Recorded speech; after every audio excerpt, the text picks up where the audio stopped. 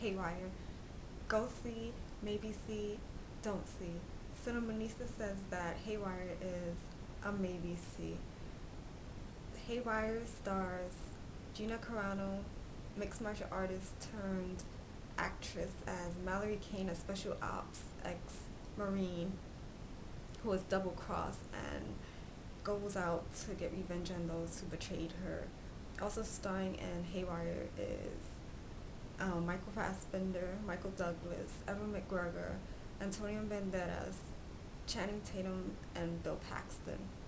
It's directed by Steven Soderbergh, who also directed Ocean's 11 remake, Aaron Brockovich, Sex Lies and Videotape and Traffic. Haywire. I wanted to love Haywire when I first heard the concept. Female lead, and she's an action star. I was excited, even though I wasn't sold on Carano because she's not an actress first, so I was worried about her acting. And I was right. Her acting isn't horrible, and it's not the best. It's at best okay to mediocre.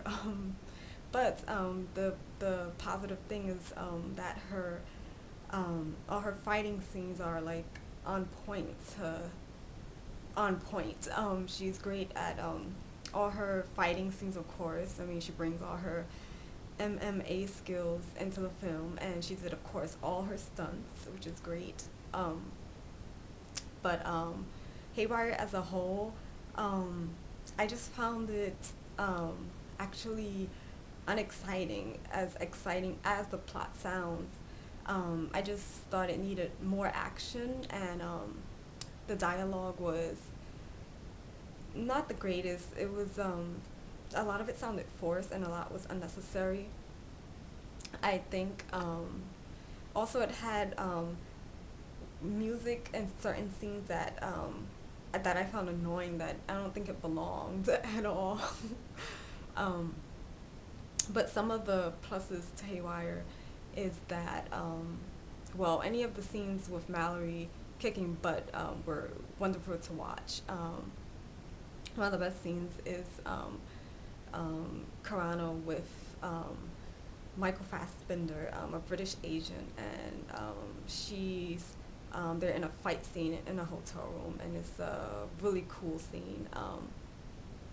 Another really great scene is the very ending, almost, where Carano is fighting Ewan McGregor's character, her boss in the film, and they're fighting on a beach, and it's an interesting place to have a fight, but it's effective.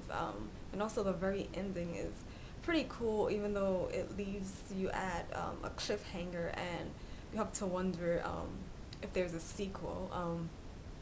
I'm not sure if I don't want there to be a sequel, or if I do. Maybe by then Carano's acting would have improved a bit, and maybe the plot will be a lot more exciting than the first one, but we'll see.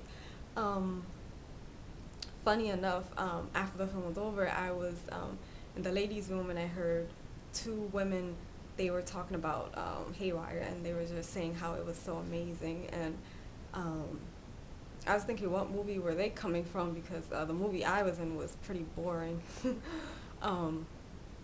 Yeah, I found it so boring at times.